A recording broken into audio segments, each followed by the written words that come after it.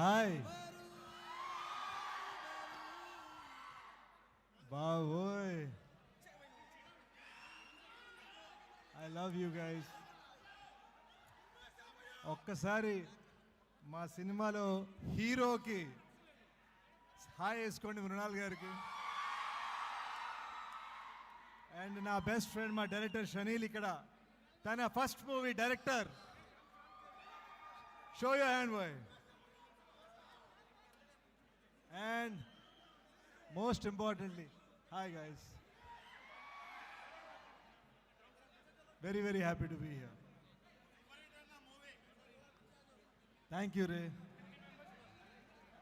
వెంకట్ ప్రసాద్ గారు మీరు అక్కడ స్టక్ అయిపోయారు. మనసు పెట్టి చేశాము,